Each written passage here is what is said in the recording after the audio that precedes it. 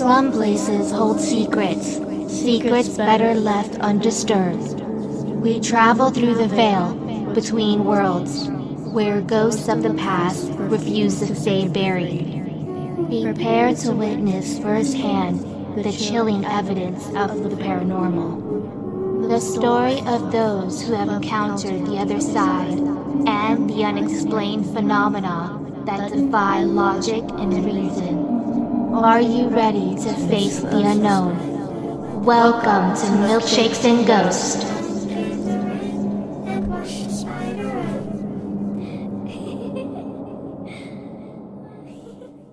This episode is brought to you by Sinister Brew Coffee isn't your ordinary cup of joe.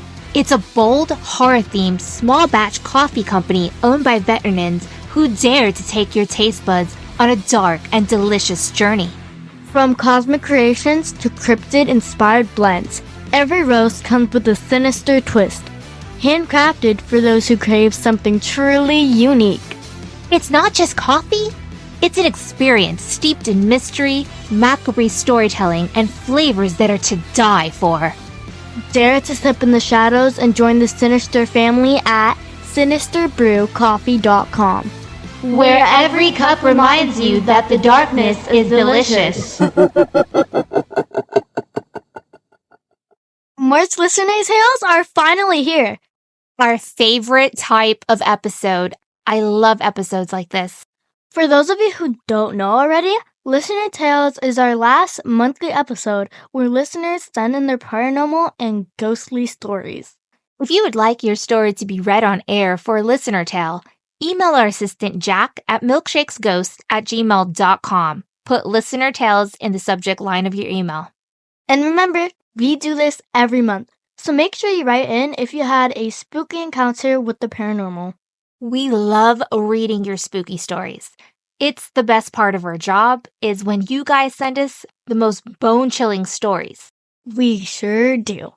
So, Mom, what you drinking today? I'm drinking a blackberry milkshake. Ew, you always make weird milkshakes, but true. I don't understand you. This isn't weird. It's actually really good. Says the one who made the milkshake and still says it's not weird even though it's weird. Okay, if it's weird, that means it's good, because being weird is a good thing, right? Right? Yeah? I know you guys are with me out there. Being weird is a good thing. I've embraced my weirdness. Anyway, what's in it besides the obvious blackberries? Okay, so there's vanilla ice cream, blackberries, obviously, milk, some vanilla extract. Even though you can't see the top because of the container that I have this in, it's garnished with whipped cream and some more blackberries. It's really good. Don't knock it until you try it, okay? That's so gross. I'm sorry, but I literally have no comment. It's so gross. It's refreshing. I found the recipe online at missinthekitchen.com. I will link the full recipe in our show notes if anyone is interested in making it. Refreshingly disgusting. Ugh, no one's gonna want to make that. Okay, anyways, what's in your cup, Jessie, since you always say your milkshake is better than mine? It always is. I'm always right. My milkshake is always better. And this milkshake is much better than yours today. Today, I'm drinking a Lucky Charms milkshake. I like Lucky Charms cereal, but I'm not sure how that would be in a milkshake, so I'm kind of speechless. I mean, I guess it sounds good. I guess. I got the recipe from houseofyum.com. What else is in it besides Lucky Charms, of course? I put milk, Lucky Charms, cereal without the marshmallows, vanilla ice cream, heavy cream, powdered sugar, vanilla extract, and I hope I didn't forget any ingredients. That sounds like a lot of sugar. I like it. It's good. I'll link it in the show notes for anyone who's willing to make it. It tastes really good. Are you ready for listener stories? You mean listener tales? We call it listener tales, not listener stories. But yes, I'm excited. Hold on to your seats. It's about to get spooky.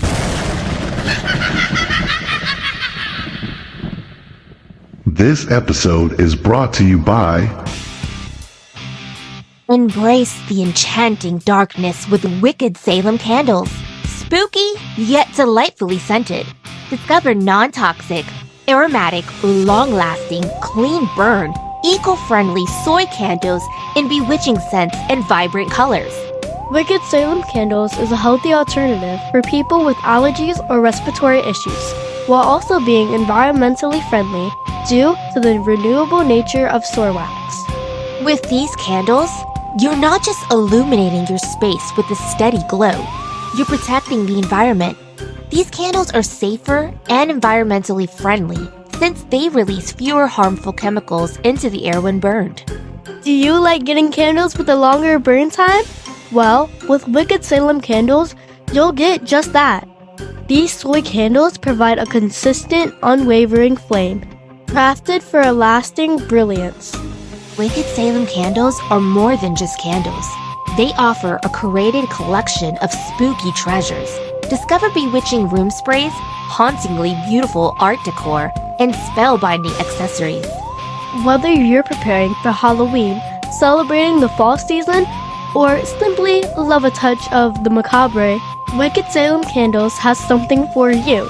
Enjoy a touch of spookiness all year round. Affordable, yet aromatic, long-lasting, environmental, friendly scents. If you're ready to illuminate your path the Wicked Salem way, visit wickedsalemscandle.com. Wicked Salem Candles, so good it's scary. The first story is from Tanya Weber, and it says, I have multiple stories about a haunted house I lived in, but here are a few. I lived in a house that sci-fi ghost hunters actually contacted me to come and investigate. I lived in a well-known antebellum plantation house that is located in a small town. The local ghost hunting group was setting up for the night. I was standing by a window when I saw Bob walk by. Another member of the group was asking where Bob was, and I had mentioned that Bob just walked by the back window. At that same moment, Bob came down the stairs from the 3rd floor. It wasn't him that walked by. Quick search outside of the house produced no results. I'm assuming Bob or Bobby or, was one of the members from the ghost hunting group probably? Yeah, it sounds like it, Jesse. The letter continues to say, Another time, I had a friend over and we were talking on the couch and watching TV. My roommate was not home, but left his bedroom door open. This will come to play in a bit. After a while, I went upstairs to change out of my work clothes. My cat Lola was pawing to get out and meowing while she was doing this. This was out of character for her. When I opened the door, she darted out of my bedroom and into my roommate's bedroom and went to a corner of the bedroom, hair standing up and hissing at the corner.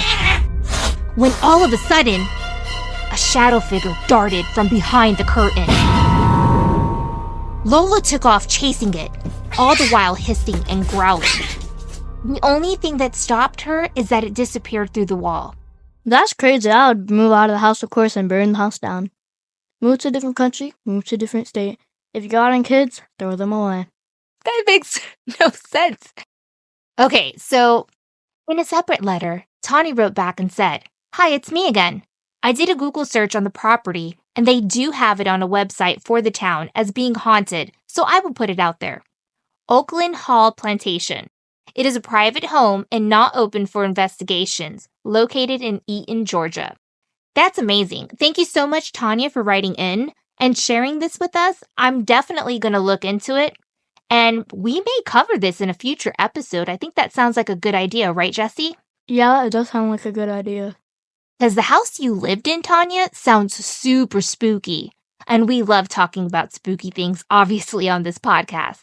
Anytime there's a plantation house, you know it's got to be haunted. Facts. I would love to go and investigate the house Tanya lived in. Same here, but it's sadly not open for investigations. But our next email is from Christina Richards, and it says, Hey ladies, and hey Jack. Aw, she didn't forget about Jack. She says, I finally made the time to write in and share my story. If you choose to read my story, I will let out a big eek! Welp, get ready to eek! Because we're reading your story. I'm fairly sure my house is haunted. This house was built in 1954. Wow, Mom, I think you already know what I'm going to say. Jesse, I'm not even going to listen to you at this point. Just shh, be quiet. Were you born in the 1900s, 1800s? All right, read the story, Jesse. Shh, be quiet. Read the story. 15. Okay, and I moved in about 2.5 years ago. I live alone with my dog. Things started happening within a few weeks of moving in. Lights turning on and off, doors closing on their own, cabinets slamming open and shut, kitchen faucet turning on at all hours of the night. I feel bad for you. But anyway, she said I can go on and on about how this activity is running up my water and electric bill. Rude of the ghost. Man, you better start charging that ghost electric and water. What? How? The ghosts don't have hands. Yeah, they also don't have consideration. This is not the first time I've heard this from people writing in with ghosts turning on water and lights. Like, they don't have no sense. You know, that costs money. I think the bills that come in are more scarier than the ghost. I would kick the ghost out to go haunt the neighbor's house. I mean, we have really good neighbors. I would never do that. But if we didn't have good neighbors, I'd probably do that. One night, I was sitting on the kitchen island eating dinner, and I felt a hand grab my neck. This was done so hard that there were imprints around my neck in what appeared to be a handprint. That's really similar to what happened to my arm and back. I swear ghosts literally have no understanding to personal space or boundaries. Anyway, Christina goes on to say, I also randomly smell cigarette smoke or a strong perfume from time to time. My guest bedroom is carpeted, and you can easily see if someone has walked across the carpet. But often, the blinds would randomly be open after I have them closed, of course, with no visible footprints on the carpet. That's creepy. My goodness. My mom came to visit and thought she was getting ready in the morning when someone loudly said her name. Another event that happened was when my best friend came over. She was getting ready at my house to go out to a party with me, and she was putting on her makeup in my bathroom, and she felt someone shove her into the mirror. It was so hard, the mirror cracked on the side. She was really scared and injured. She left my house and never came back. Sounds similar. That does bring back memories. Yeah. That was way before you were born, Jesse. I had a friend.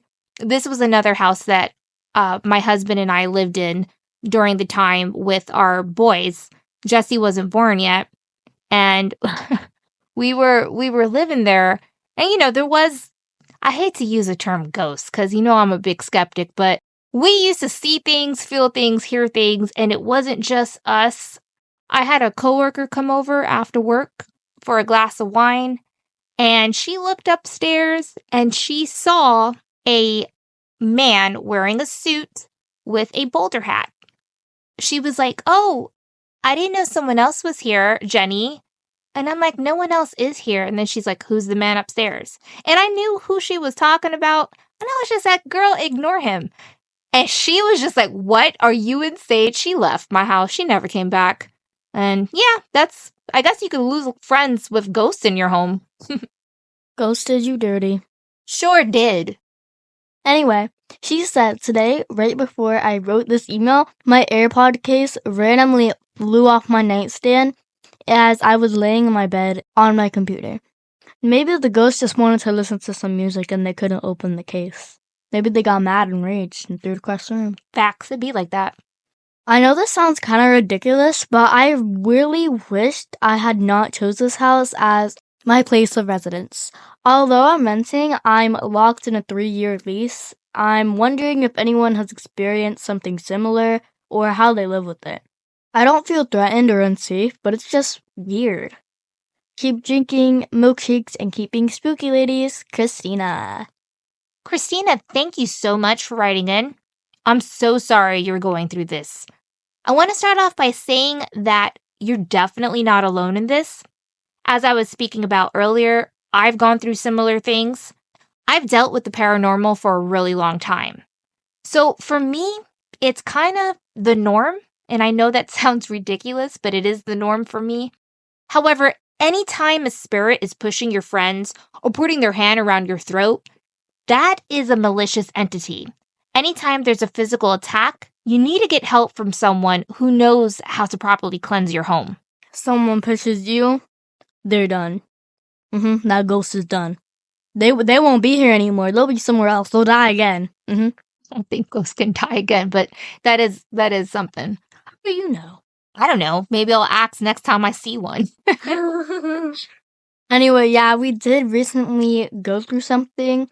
We had to call a pastor to bless our home. I'm pretty sure we're going to have to call him back, though, since there's still things happening at the moment at our house.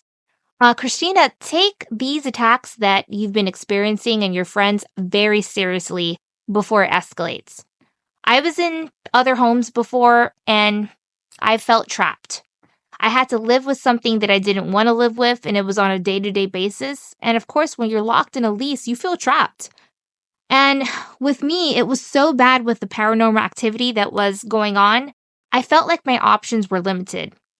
And honestly, because of finances at the time, they were. I'm not going to sit here and pretend that they weren't, because they were. But Christina, just know that there are people out there who know how to handle this. I'm not sure if you're religious, but if you are, call your pastor or call a pastor or find one at a local church.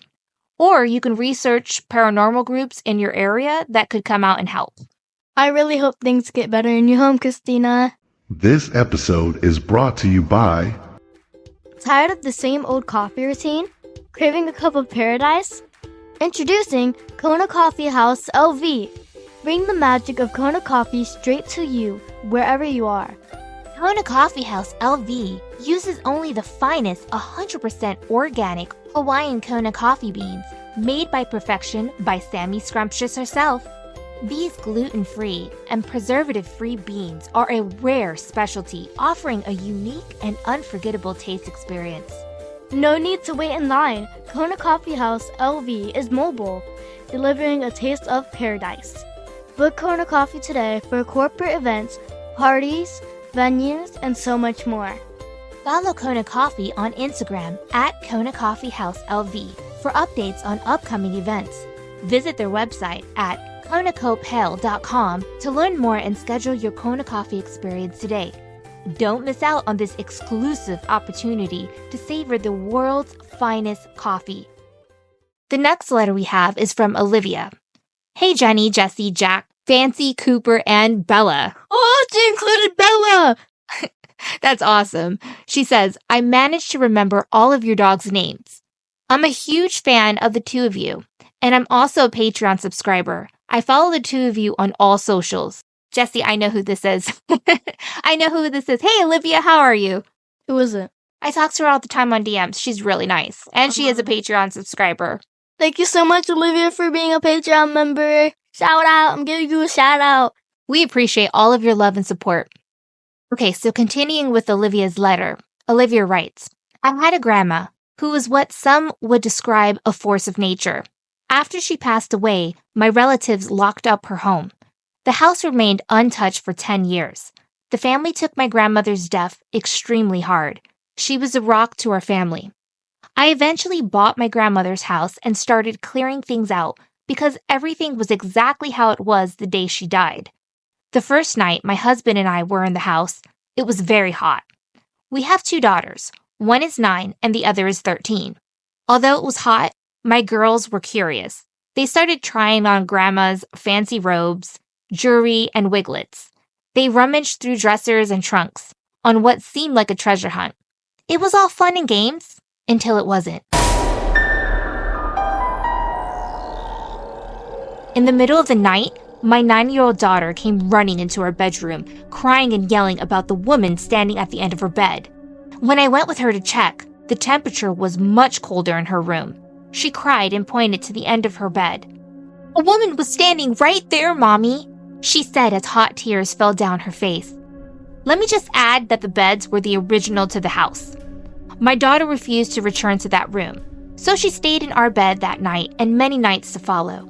I did tell her that we were sleeping in the bed where my grandmother died, and she vowed never to return again. On the second night in the house, my husband woke up and asked who was in the hallway. Thinking it was one of the kids, he got up to look around but saw no one. Was one of the girls in their robes heading to the bathroom? He asked. Except no one was there. Our girls were tucked away in their beds and sleeping. My husband decided it was just headlights passing by. It was the only logical explanation he could come up with, since he is a logical person. A few weeks passed, and all was quiet, except for the middle of the night smell of brewing coffee and burnt toast, Grandma's favorite breakfast. My cousin lived next door. My daughter went next door to the cousin's house to let out their dog and returned with a picture of a family reunion.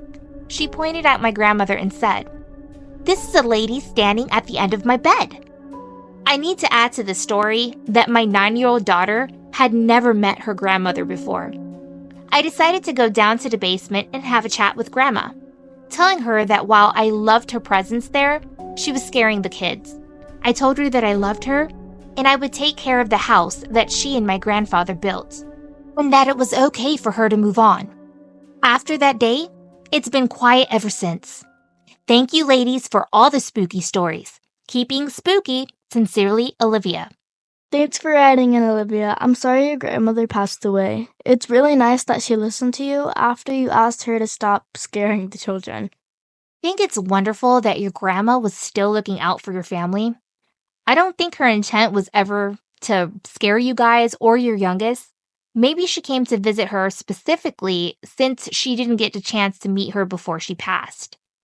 I know personally, with my husband's grandmother who passed, that she visited our daughter. See, when I was pregnant with Jessie, my husband's grandmother we called Nani. And Nani passed away while I was pregnant with Jessie.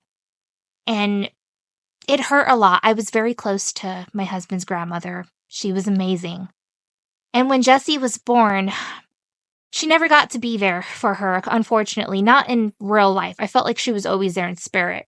And as Jessie got older, it always seemed like she was talking to Nani, and it always seemed that she could see something we couldn't.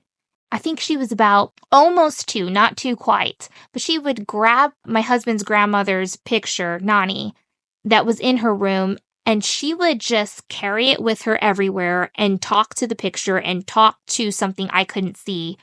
And it was really nice. It was comforting. Olivia, just know that I'm 100% your grandmother had no malice intent on scaring, especially your youngest. She just wanted to say hello. And I guess it's her way of letting you know that she'll always be there with you in spirit. As I got older, my dad's grandfather passed away. We called him Nana. And a couple weeks after his passing, I started dreaming about him, and Nani was there with him. It's beautiful. It sounds like they were finally reunited in the afterlife. And I think that is a beautiful thing. The next story we have is from Jean.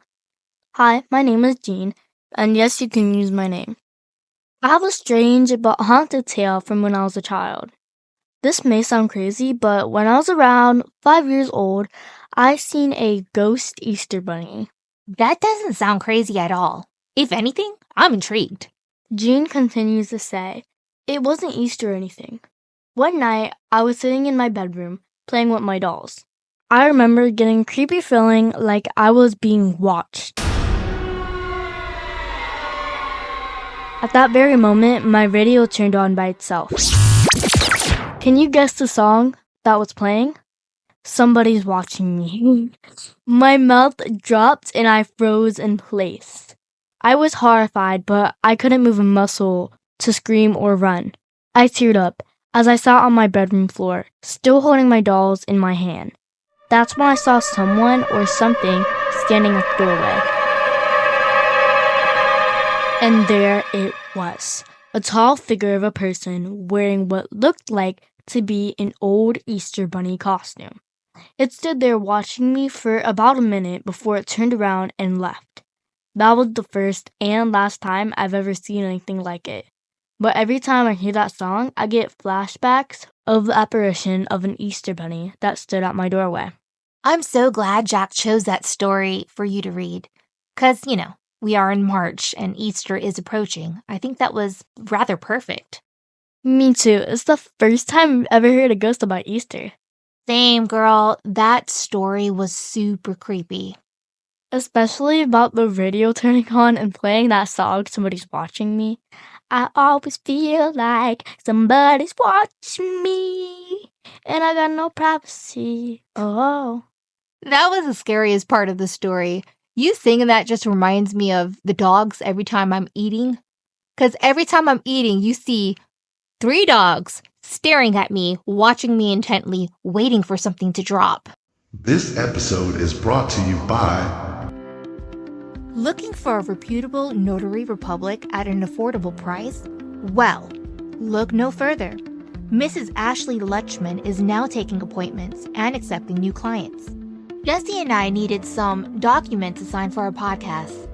We wanted someone with experience who was well known and didn't cost a fortune. That's right. One of our good friends had worked with Mrs. Lutchman regarding some legal paperwork they needed notarized and recommended her to us. She was professional, efficient, and affordable. If you need important documents notarized, email Ashley Lutchman at ASHLEYLUTCHMAN@gmail.com. Ashley Lutchman can be found on Instagram and TikTok. I will link her socials and her email in our show notes. Ashley Lutchman is remote and commissioned in the state of Florida. The next spooky tale we have is from Chelsea. The subject line is titled with The Easter Bunny from Hell. This is so cool. Another scary Easter Bunny story. I'm excited. Hello, spooky ladies, gents, and fur babies. I have a spooky Easter Bunny childhood tale for your listener episode. As a child, my parents were huge on holidays for my brother and I. They always went out of their way to ensure we had the best decorations and gifts for each holiday. Growing up, Easter was always my favorite holiday. That is, up until I was 5. The last letter I read was also from someone who had a haunting Easter Bunny experience at the age of 5, too. Maybe 5 should be like a haunted number. It seems like usually around 4 or 5 is when children start seeing paranormal stuff. That was the age for me, and that was also the age for you, Jesse. Maybe there's a connection with that age and the Easter Bunny. Who knows? Chelsea continues to say in her letter, I can remember my parents sending my brother and I to our rooms as they hid our Easter baskets for the next morning. We had spent the day dyeing eggs different shades of blues, reds, greens, pinks, and purples. My brother, age 7 at the time, listened closely to our parents' movements through the door. He was trying to figure out what direction they went in the house to hide our baskets. That night, my brother and I snuck out of our rooms together to quietly retrace our parents' steps. We needed to find our Easter baskets. Our curiosity had no patience. When we were crossing the dark living room, I glanced at the slightly open curtains and could see through the moonlight the silhouette of a 6-foot bunny facing the window, peeking in. I instantly hit the floor and motioned to my brother. He saw it too. The bunny's eyes were like 2 lit candle flames, glowing orange and yellow flames. Its face looked somewhat distorted. My brother and I belly crawled out of the living room. We went to the bed in silence, shocked and unsure of what we had seen. A year later, my brother and I repeated the same process as we had done before every year since we understood what an Easter basket was. We could not wait to get our Easter candy. That night, we snuck out of our rooms once more, crossing the dark living room. The living room was much darker this time, and the curtains were fully closed. We were unsuccessful in finding our Easter baskets. Defeated, we each went back to our own bedrooms. Once in my room, I got brave and decided I'd peek out my window. I still remembered what I had seen the year prior. As soon as I grabbed the curtain to move it away from the window, I felt 3 strong smacks on my hand from the other side. I swear I jumped out of my body and screamed as loud as I could. My father ran in my room, thinking someone had broken in. I told him what had happened, and he proceeded to open the window, poke his head outside, and reassure me there wasn't anything there. To this day, I know what I felt and what my brother and I saw. I still don't understand it. Keep it spooky, ladies. Chelsea. I have tried to catch the Easter Bunny before, but sadly I failed. If it were me, as a child, I would have waited for the Easter Bunny with all of my ghost hunting equipment. Matter of fact, I think we're going to do that now. Jessie, we should stay up and wait for the Easter Bunny if there's an Easter Bunny ghost. We should stay up with all of our ghost hunting equipment and, of course, candy. And that would be really cool. And of course, you need your caffeine. Coffee is a must. And if it's a milkshake, you know that milkshake is going to have coffee. What if it was like a regular person dressed up as an Easter Bunny costume, like a murderer? Honestly, as you were reading your Easter Bunny story, I was thinking that. And then when I just read this one, I was thinking that as well. It could have been a murderer. Who knows? That's way worse than any Easter Bunny ghost, or even an actual ghost, like, ah! Yeah, I'd rather deal with ghosts than a murderer, than serial killers. Any people, point blank. I mean, ghosts are a lot easier to deal with. Well, technically, if I make friends with the ghost and they had introduced me to their friends and I make friends with them, if a serial killer comes to my house, then they'll kill it for me. I have to say, ghosts aren't Casper. Jessie, this is not Casper the Friendly Ghost. And I have to say, ghosts are not dogs. They're not going to sit there and bark if a freaking person tries to break in the house. Excuse me? There's friendly ghost? Okay, maybe you've experienced friendly ghosts, but you and I both know I have no such luck. Hey, friendly ghosts like me. I don't know what the problem with you is. I get all the negativity, I guess. That's what it is. Bad omen over my head, I guess. Maybe the two people that wrote in about Easter bunnies, maybe they saw a ghost of someone who died in an Easter bunny costume. That's gotta suck, being the only thing you get to wear in the afterlife. Girl, I would be so mad if that was my permanent outfit as a ghost. I want to change or something, or have a better outfit. Who wants to be an Easter bunny for the rest of their life, haunting in the afterlife? I do. The rest of the ghosts are going to make fun of you. Well, maybe I want to be an Easter Bunny costume because I spread kindness to kids. Like, I gave them candy and stuff. Man, I'm coming in with some boots, some jeans, a leather jacket. I want something cool. If I die and I come back as a ghost, I want to look cool. Yeah, no, you're not cool, so you can't look cool if you're not cool. I am cool. I am the coolest mom ever. Coolest mom? True. Cool regularly? Not true. I'm gonna pat myself on the back. You know I'm cool. Pat yourself on the back. There you go. Look, I pat myself on the back. That's your shoulder. This episode is brought to you by... Looking for a reputable notary republic at an affordable price? Well, look no further. Mrs. Ashley Lutchman is now taking appointments and accepting new clients. Jessie and I needed some documents to sign for our podcast. We wanted someone with experience who was well known and didn't cost a fortune. That's right. One of our good friends had worked with Mrs. Lutchman regarding some legal paperwork they needed notarized and recommended her to us. She was professional, efficient, and affordable. If you need important documents notarized, email Ashley Lutchman at ASHLEYLUTCHMAN@gmail.com. Ashley Lutchman can be found on Instagram and TikTok. I will link her socials and her email in our show notes. Ashley Lutchman is remote and commissioned in the state of Florida. The next story we have is from Paul. The title of the story is Fresh Air Really Is for Dead People. Oh my gosh, we have someone who agrees with us. I mean, it really is. Fresh air is for dead people. We know that. We know that really well. When I was 17, I went camping with my then girlfriend, Rachel. My best friend, Clayton, and Rachel's best friend, Candace, also tagged along. My girlfriend and I were trying to play matchmaker on this trip. It would have been perfect if our best friends got together, but that's not what happened. Once we arrived at our campsite and set up, we decided to roast marshmallows and have some cold drinks around the fire. Rachel's best friend, Candace, started to tell us how her and her mom could see demons. This was an automatic turnoff for my best friend, Clayton. He instantly disliked Candace and thought she was weird. Well, things got even weirder as Candace goes in her purse and takes out her pendulum. "Hello? Is anyone out there?" she says, as she walks around the campfire holding up the pendulum. A strong wind whipped past us as the rest of us are sitting down. There was no breeze that night. It was dry, hot summer night.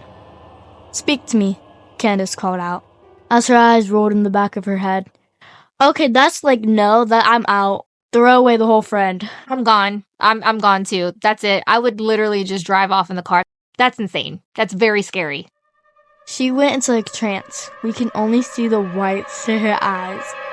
Clayton got up. I'm out of here, he said, walking away. Yes! Exactly me. Exactly me. We gotta Let me clap get a for him. round We of gotta applause. clap, clap, clap, Yes! Go, Clayton. Round of applause for you. Just as he's doing so, we all watch as he falls backwards and lands on his back. It looked as if something had yanked him by the back of his shirt and pinned him to the floor. I couldn't believe what I just witnessed. Rachel snapped Cadence out of it as I helped Clayton to his feet. Needless to say, we did not stay another second in that forest. We dropped the girls home. Clayton and I were silent on the drive home. We weren't sure what had happened. It was terrifying. A month later, Rachel and I broke up. I found out she messed with some really dark stuff. I didn't feel comfortable with being someone who was into dark stuff like that. Don't get me wrong, I'm down with all the spooky, but I draw the line when my girlfriend and her best friend start summoning demons. If you heard my story on air, thank you, Jenny and Jesse. Always drink milkshakes and keep it spooky. But not so spooky that you summon demons. Sincerely, Paul. That's gotta be terrifying. First, being out in the woods at night, and then having your girlfriend's best friend try to summon demons. Yeah, like as soon as that would have started happening, I would have been out. Clayton, I feel so bad for him because he got yanked back.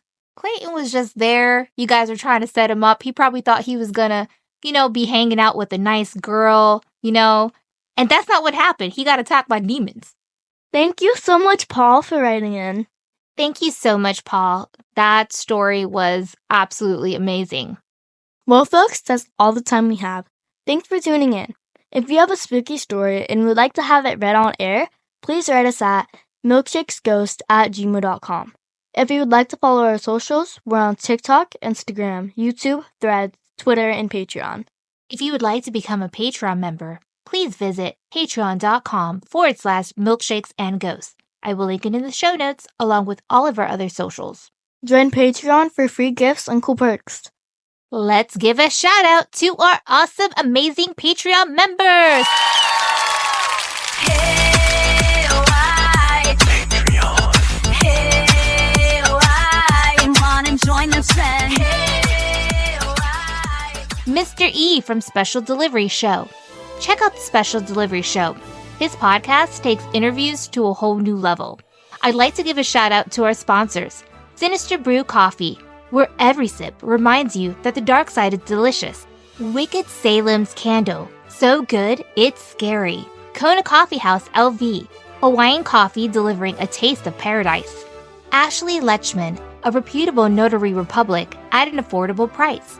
All of our sponsors are listed in our show notes along with links to contact them. I'd also like to give a big shout out to PsychoFiend13. He posts really cool content and has weekly lives with some amazing people. Go give him a follow. I will link his TikTok account in our show notes. M&G VIP members also include... Get ready, get ready, get ready! Oh my gosh, that was in my ear. Ugh. I'm just kidding. I love you. I love you! Okay, get out. Olivia Perez, Myra Sanchez, Luna the Darkness, Hidden Shadows, Lynn's Horror Escape, Eric Gonzalez, Jenna 424, Richard Waltz, KC Spooky Stories, Jack Liz Occult, Darren Willis, Death Rock 1875, Electric 222, Clara Jones, John and Jenna, Mothman Prophecy 424, Vampires Rock 222, The Blonde Happenings with Kelli and Brenda, Witches for Life 1892, Bigfoot is Real 76, Bloodsucker 95, Nightmares 888, Witchy Talk 65, Dracula Rock 22, Tina and Ruben, Ramos 1972, Bristol Spooky, Harmony, Joan of Arc, The Dark Side, Ronald H, Jill Santana, Mary Miles from That's So Spooky, Jada Kimura H, Tony S, Gene from Truth Is Out There, Nani, Edward, Carl, and Becca, Manny and Kenneth, Jules and Christina from the Paranormal Content, Alan, Justar 1, Maxine, Taylor Screams, Jules M, Victor and Myra, Hot to Canadian History, Melissa and Dan, and The Truth Is Out There with Carly and Allison. Breathe, Jesse, breathe. I don't know how you do that so fast, girl. Thank you guys so much for being Patreon members. From the bottom of our hearts, we appreciate each and every single one of you. And remember, keep drinking milkshakes. And keep being spooky! It's time for bloopers! You sound like a bird. That's so rude. Anyway, when The word. Anyway, today. Because it could have been, like a serial killer. Like a serial... It could have been a murder. I can't talk. Woo! Well, maybe I want to be in an Easter bunny. If you'd like. I don't know what that was. It's just...